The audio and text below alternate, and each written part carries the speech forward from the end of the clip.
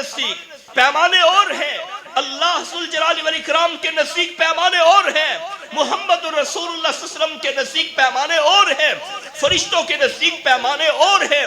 وہ ساری چیزیں اللہ ذوالجلال والاکرام دی، حضرت محمد رسول اللہ صلی اللہ علیہ وسلم بھی اور فرشتے بھی اس طالب علم کا احترام کرتے ہیں جو پہلے دن مدرسے کے اندر داخل ہوا ہے۔ اعوذ باللہ من الشیطان الرجیم، بسم اللہ الرحمن الرحیم، فاعلم انہ لا الہ الا اللہ، وقال فی مقام آخر وَقُلْ رَبِّ زِدْنِي عِلْمًا۔ ہر قسم کی حمد و ثنا اس اللہ ذوالجلال والاکرام کے لیے خاص ہے، جس اللہ ذوالجلال والاکرام نے دنیا اور آخرت کو، قبر کو بہتر بنانے کے لیے اپنے انبیاء علیہم السلام کو وحی کا علم دیا، شریعت کا علم دیا، انگنت لا تعداد لا محدود بے انتہا درود و سلام ہو معلم انسانیت، مربی کائنات، والی بطحا احمد مجتبیٰ محمد مصطفیٰ صلی اللہ علیہ وسلم کی ذات گرامی پہ،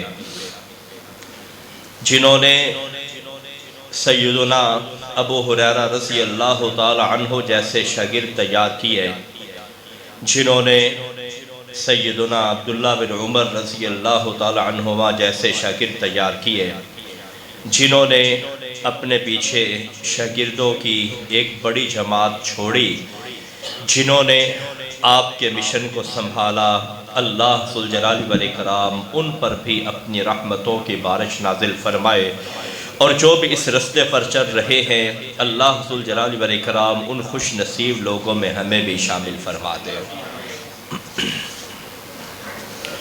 میں اور آپ ہم سب، ہماری یہ کوشش ہوتی ہے کہ ہمارا بچہ، ہمارا بیٹا، ہماری بیٹی دنیاوی علوم پڑھے، ڈگریاں حاصل کرے، ڈپلومے حاصل کرے اور دنیا کمائے۔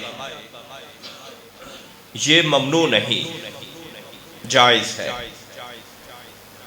ممنوع یہ تب ہے کہ جب آدمی کے پاس جواب دینے کے لیے قبر کے 3 سوالات وہ حل ہی نہ ہو، 3 سوالوں کا جواب نہ دے سکے۔ قبر کے 3 سوال کون سے؟ کس پروردگار کی عبادت کرتا رہا، یہ ایک سوال ہے۔ کس پیغمبر کا پیروکار تھا، یہ دوسرا سوال ہے۔ کس شریعت کے مطابق زندگی گزارنے والا تھا، یہ تیسرا سوال ہے۔ اگر ان 3 سوالوں کے جواب نہیں آتے تو اسانید کی، سرٹیفکیٹ کی، ڈگریوں کی اور ڈپلوموں کی، فائلوں کی کوئی حیثیت نہیں ہے۔ یہ بات پلے باندھ لیجیے۔ جس کو یہ 3 سوال نہیں آئے، اس نے دنیاوی اعتبار سے جتنی مرضی ڈگریاں حاصل کی، ان کی اللہ ذوالجلال والاکرام کے ہاں کوئی وقت نہیں ہے۔ یاد رہے کہ جب انسان دنیا چھوڑتا ہے، لوگ یہ نہیں کہتے کہ اس کے پاس اتنی ڈگریاں ہیں یا اس کے پاس اتنے بڑے عہدے ہیں، نہیں۔ ان ڈگریوں کی، ان عہدوں کی قبر کے اندر کوئی حیثیت نہیں ہے۔ وہاں محض یہ کاغذ ہے، اس سے زیادہ اس کی کوئی وقت نہیں ہے۔ اس لیے جہاں ہم اپنی اولادوں کو دنیاوی تعلیم دلاتے ہیں، وہیں پر اپنے بچوں میں سے کسی بچے کو دین کے لیے بھی وقف کرنا سیکھیے، اگر آپ اپنی قبر کو پر نور بنانا چاہتے ہیں۔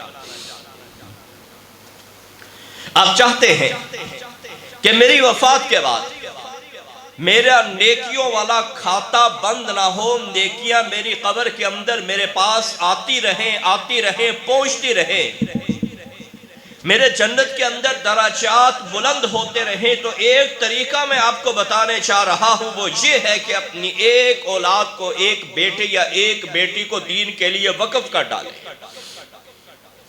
اس کی کفالت کیجیے،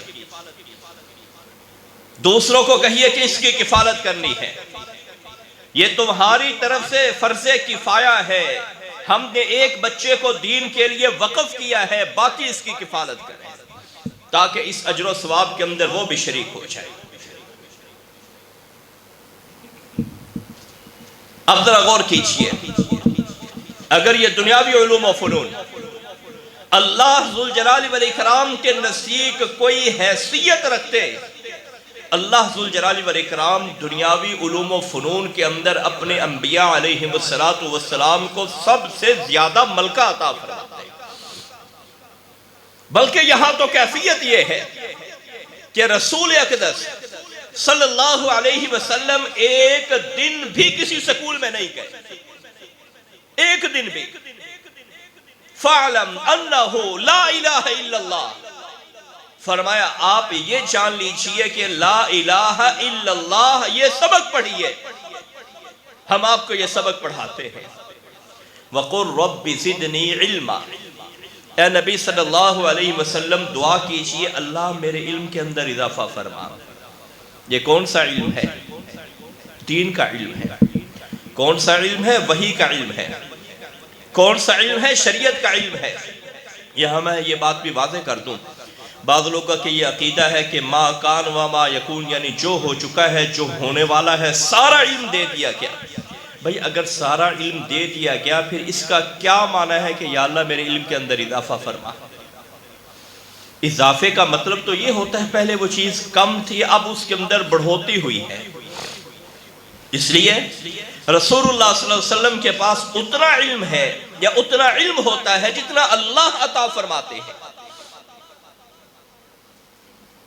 تو اس لیے اپنی اولادوں کو اپنی آخرت کے لیے، اپنی قبر کے لیے، اپنے میدان محشر کے لیے وقف کیجئے، دین کے لیے ان سے کوئی کام نہ لیجئے۔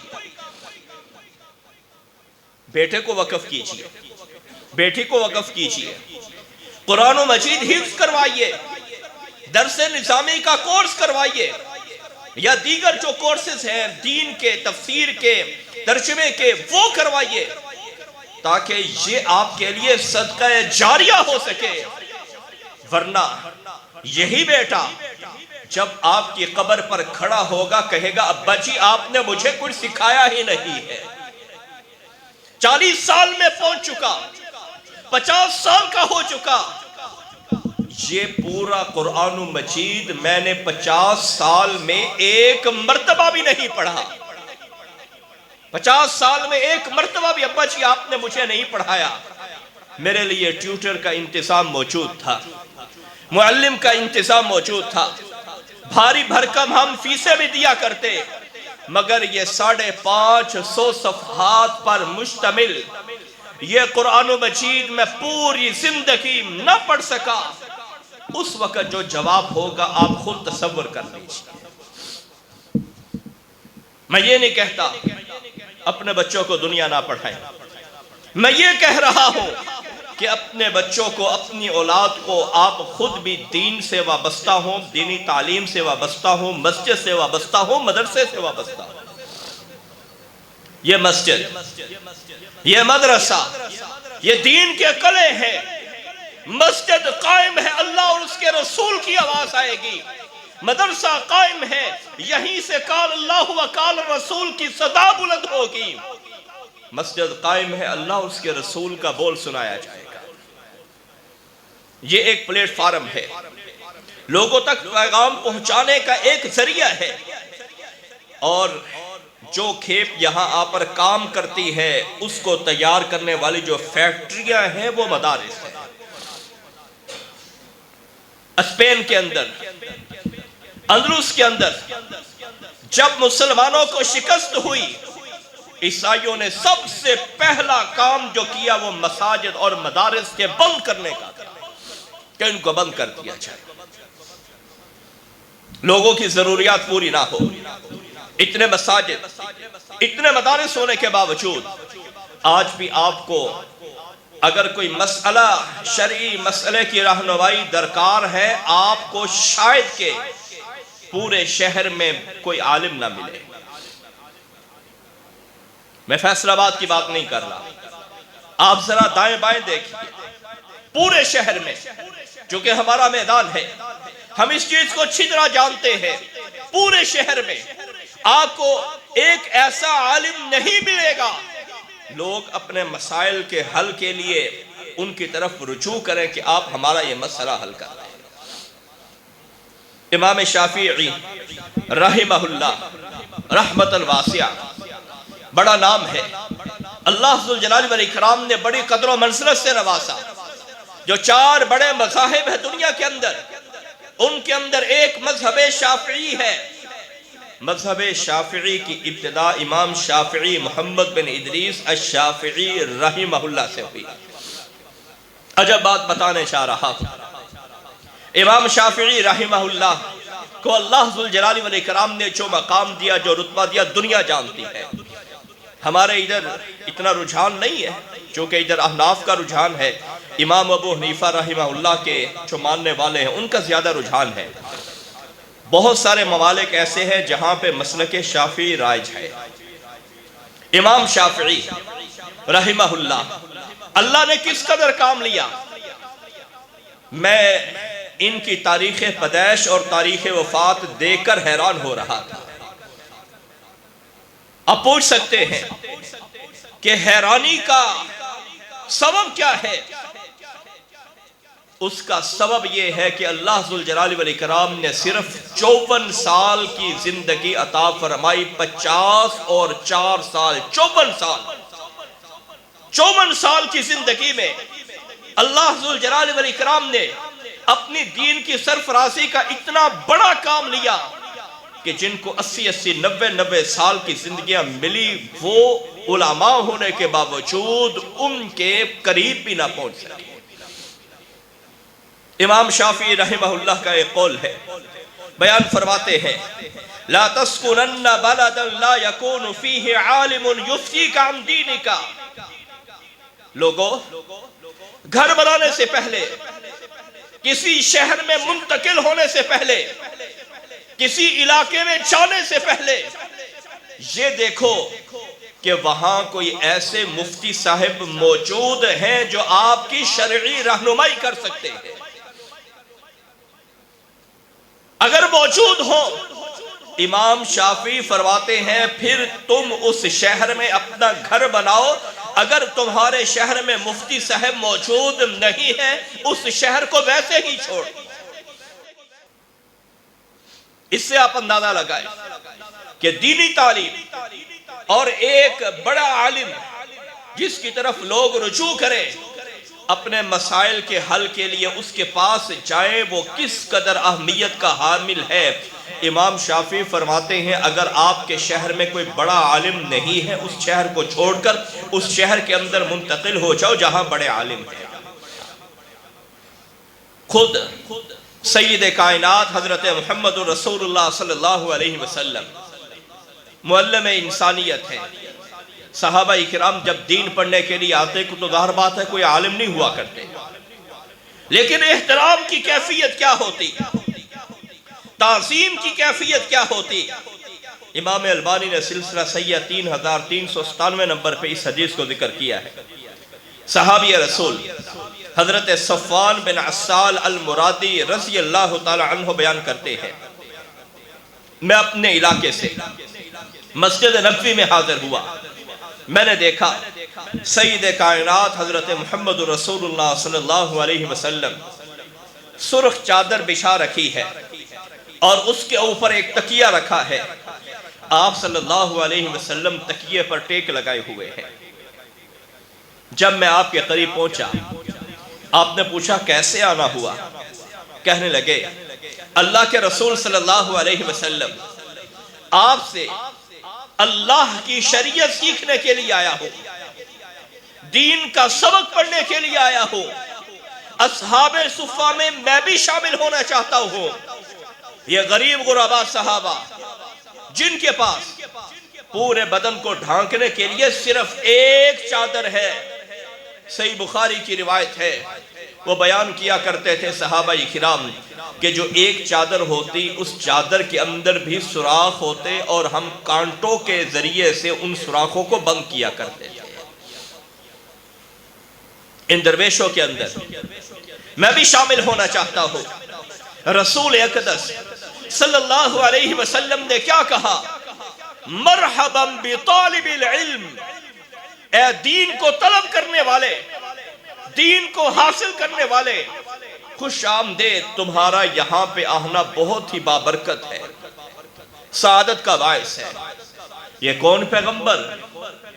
ایک عام طالب علم کو جس کا مدرسہ رسول میں، مدرسہ نبویہ میں ابھی پہلا ہی دن ہے، ابھی آیا ہے، آپ صلی اللہ علیہ وسلم اس کو مرحبا ویلکم کہہ رہے ہیں۔ یہ وہ پیغمبر ہے جب معراج کے موقع پہ آسمانوں پر پہنچے، مختلف پیغمبروں سے ملاقات ہوتی ہے، حضرت آدم علیہ السلام سے ملاقات ہوتی ہے، موسیٰ علیہ السلام سے، عیسیٰ علیہ السلام سے، حضرت یوسف علیہ السلام سے، حضرت اسحاق سے، حضرت ابراہیم سے، سبھی سے ملاقات ہوتی ہے، اور سبھی پیغمبر آپ کو مرحبا مرحبا مرحبا کہتے ہوئے آپ کا استقبال کر رہے ہیں۔ جو اتنے جلیل القدر رسول ہو، جن کا احترام حضرت آدم علیہ السلام جیسی شخصیت کر رہی ہو، جو اس قدر عظیم الشان نبی ہو، جن کی تعظیم ان کے دادا محترم حضرت ابراہیم علیہ السلام کر رہے ہو، جو اس قدر عظیم الشان پیغمبر ہو کہ ان کا احترام حضرت موسیٰ کلیم اللہ علیہ السلام جیسی شخصیت کر رہی ہو، وہ پیغمبر ایک عام طالب علم کو جو ابھی مدرسے میں آیا ہے کیا ارشاد فرما رہے ہیں؟ مرحبا بطالب العلم، اے طالب علم تیرے لیے بہت زیادہ استقبال ہے، خوش آمدید ہے۔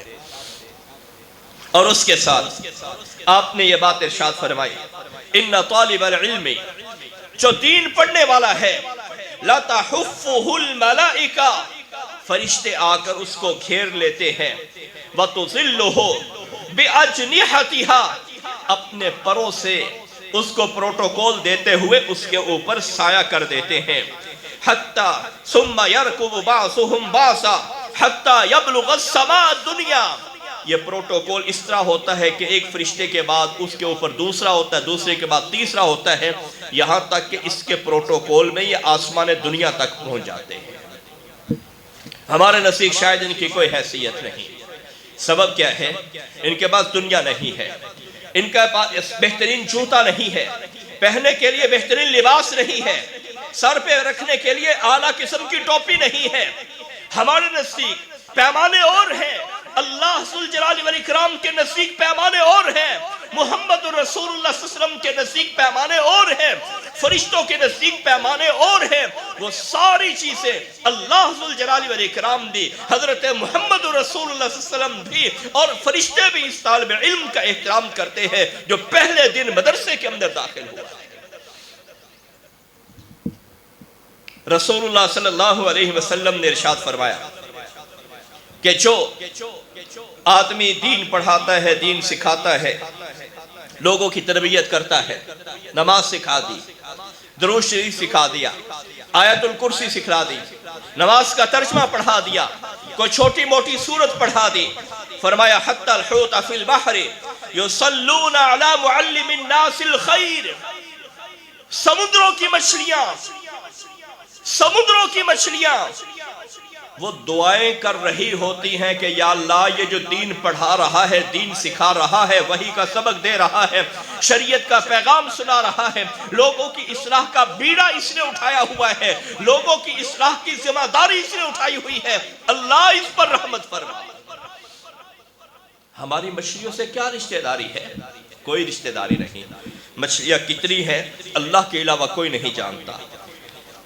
33,600 مچھلیوں کی قسمیں ہیں، قسمیں 33,600۔ ان کے اندر آگے کتنی مچھلیاں ہیں اللہ کے علاوہ کوئی نہیں جانتا۔ وہ ساری مچھلیاں میرے لیے، آپ کے لیے، آپ کے بچے کے لیے دعا گو ہو سکتی ہے۔ ان کو دعا کی کہنے کی ضرورت ہی نہیں ہے، آٹومیٹک ہی اللہ ذوالجلال والاکرام نے ان کا کنیکشن دین داروں سے، معلمین سے جوڑ دیا ہے۔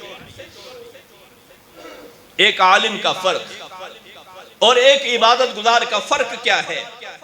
لمبی روایت ہے، اس کے اندر سے صرف ایک حصہ میں آپ کے سامنے قرات کیا دیتا ہوں برکت کے لیے۔ آپ نے ارشاد فرمایا فضل العالم علی العابد کفضل القمر علی سائر الکواکب، جامع ترمذی 2622 نمبر پر یہ روایت موجود ہے۔ فرمایا آسمانوں پر لاکھوں کی تعداد میں ستارے ہو، کروڑوں کی تعداد میں ستارے ہو، اربوں کی تعداد میں ستارے ہو، کھربوں کی تعداد میں ستارے ہو، یہ جتنے بھی ستارے ہیں یہ سب آپ اس کو یوں سمجھیے کہ یہ سب کے سب عبادت گزار بندے ہیں، یہ عبادت گزار بندے ہیں۔ اور جو عالم ہوتا ہے، فرمایا عالم کی حیثیت، عالم کا رتبہ کیا ہے؟ کفضل القمر، فرمایا جب چاند طلوع ہوتا ہے، قمر اس چاند کو کہتے ہیں جو 3 تاریخ سے لے کر 12 تاریخ تک کا جو چاند ہوتا ہے اس کو قمر کہا جاتا ہے، 3 تاریخ سے لے کر 12 تاریخ تک۔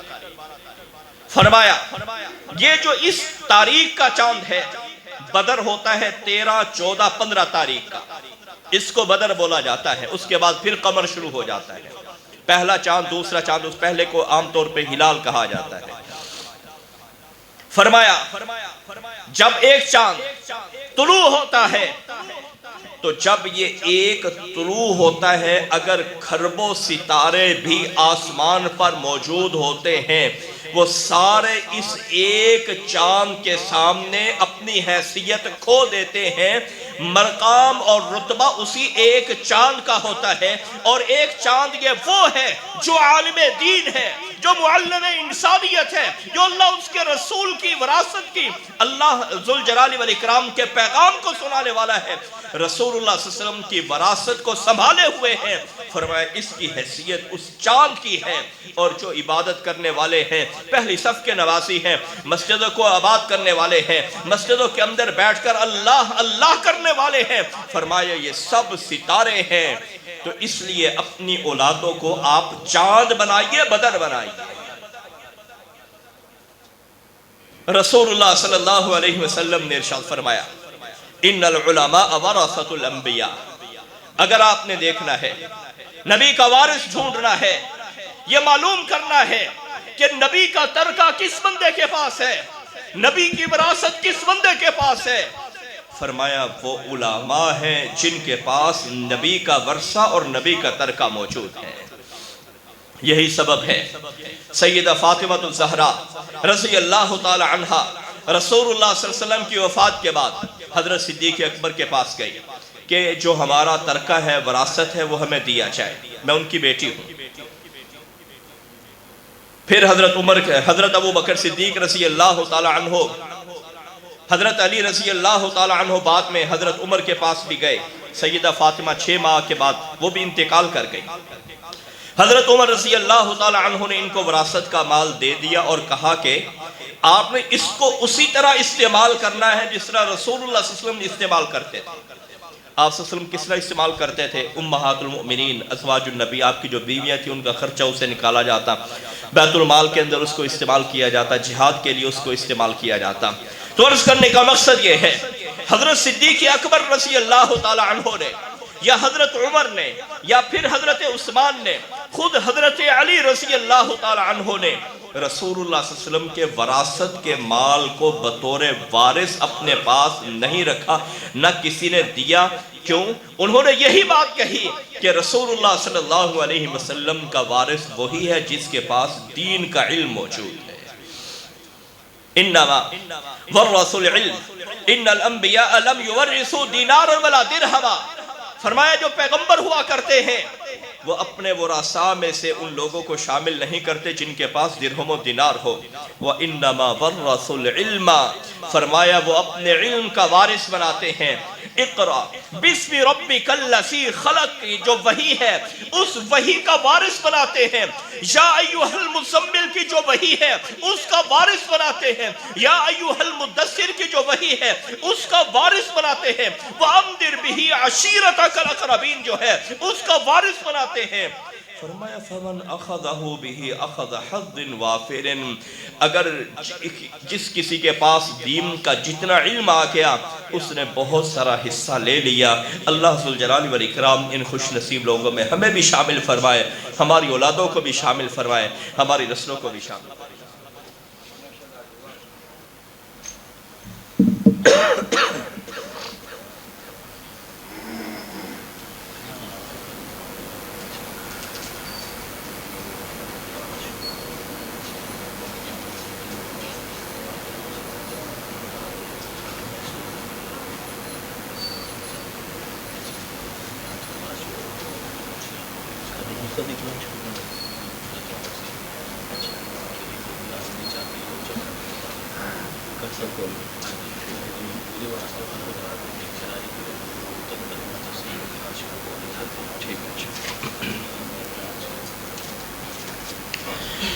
یہ 2-3 اعلان ہیں آپ کی اسی مسجد میں بچیوں کے لیے، خواتین کے لیے الہدا اسلامک سنٹر کی طرف سے قرآن و مجید کے ترجمہ اور تفسیر کی کلاسوں کی عنقریب اس کے شیڈول کا اعلان کر دیا جائے گا۔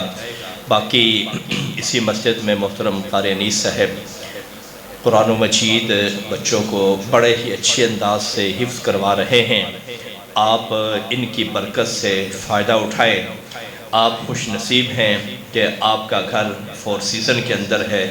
اللہ ذوالجلال والاکرام نے آپ کو یہ مسجد بھی عطا فرمائی ہے جو صرف مسجد ہی نہیں ہے، جو دین کا مرکز بھی ہے، دین کا قلعہ بھی ہے۔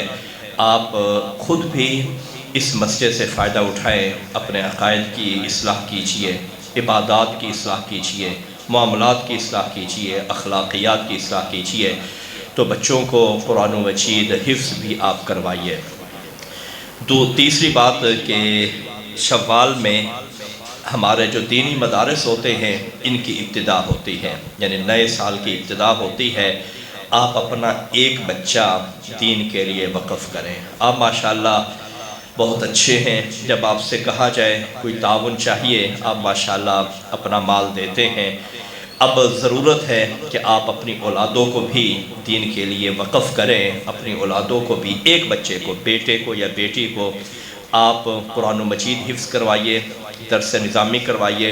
اس کے بعد جو آپ کا جی چاہتا ہے، کاروبار کروانا چاہتے ہیں یا جو بھی آپ کروانا چاہتے ہیں، کم از کم آپ یہ پڑھا لیجئے۔ اگر وہ کسی اور کی اصلاح نہ کر سکا، کم از کم وہ اپنی اصلاح ضرور کر لے گا۔ اگر آپ کا بچہ آپ کی وجہ سے جنت میں چلا گیا، انشاءاللہ العزیز آپ کو بھی جنت کے اندر لے کر جائے گا، تو یہ بہترین سودا ہے۔ تیسری اور آخری بات، رمضان میں شاید میں نے آپ سے عرض کیا تھا کہ ہمیں یہ مسجد کے جو پچھلا حال ہے اس کے لیے اے سی الماری ضرورت تھی۔ اللہ تعالیٰ جزائے خیر دے، ایک بھائی نے اپنے والد صاحب کے حوالے سے ذمہ داری اٹھائی ہے، تو ان کے لیے صدقہ جاریہ کرنا چاہتے ہیں۔ انہوں نے کہا کہ آپ نے میرا نام نہیں لینا، تو ایک بھائی نے وہ مسجد کو یہ ماشاءاللہ الماری دی ہے۔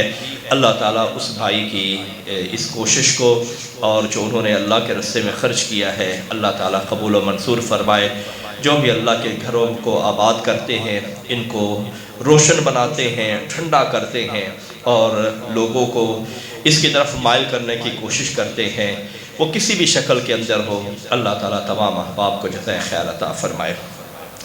إن الحمد لله نحمده ونستعينه ونستغفره ونعوذ بالله من شرور أنفسنا ومن سيئات أعمالنا من يهده الله فلا مضل له ومن يضلل فلا هادي له أشهد أن لا إله إلا الله وحده لا شريك له وأشهد أن محمدا عبده ورسوله صلی اللہ علیہ وسلم۔ سنن ابن ماجہ کی ایک روایت ہے 4049 نمبر پہ، حضرت حذیفہ بن یمان کہتے ہیں رسول اللہ صلی اللہ علیہ وسلم نے ارشاد فرمایا یدرس الاسلام کما یدرس وشی الثوب، اسلام ایک وقت آئے گا مٹ جائے گا جس طرح کپڑے کے اوپر جو پرنٹ ہوتا ہے، پرنٹ وقت کے بعد دھندلا ہو جاتا ہے۔ فرمایا یہ پتہ نہیں ہوگا ما صیام، روزہ کیا ہے، ولا صلاۃ، نہ یہ پتہ ہوگا نماز کیا ہے، ولا نسک، نہ یہ پتہ ہوگا قربانی کیا ہے، ولا صدقہ، نہ یہ پتہ ہوگا صدقہ کیا ہے، ولا یسرا علی کتاب اللہ عز وجل فی لیلہ، قرآن مجید بالکل خالی ہو جائے گا، اس کے جو الفاظ ہیں اٹھا لیے جائیں گے، یعنی قرآن مجید صرف اسی طرح ہوگا، یعنی صرف کاغذ اور پیپر ہوگا، الفاظ اٹھا لیے جائیں گے، زمین میں کوئی بھی اللہ کی نشانی باقی نہیں رہے گی۔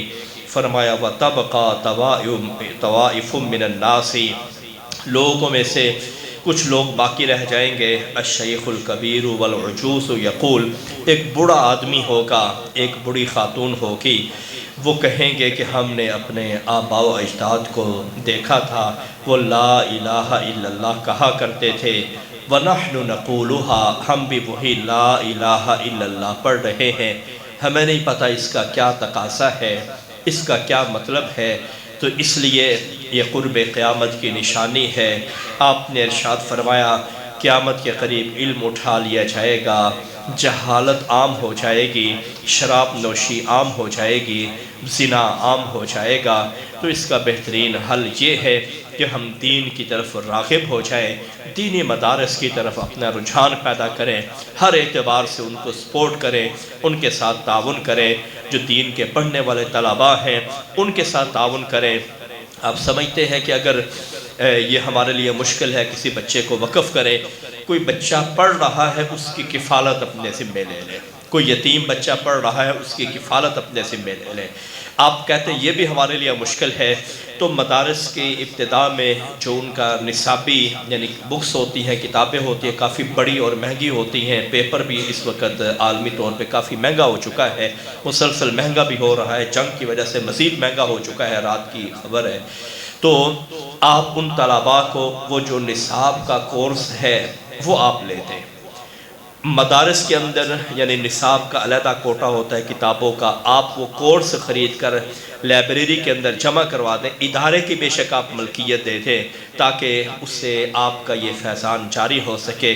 کئی رستے ہیں، آگے بڑھیے، یہ سعادتوں کا سلسلہ ہے، اس سلسلے کے اندر اپنے آپ کو پرو لیجئے۔ اقول قولی ھذا استغفر اللہ لی ولکم ولسائر جمیع المسلمین۔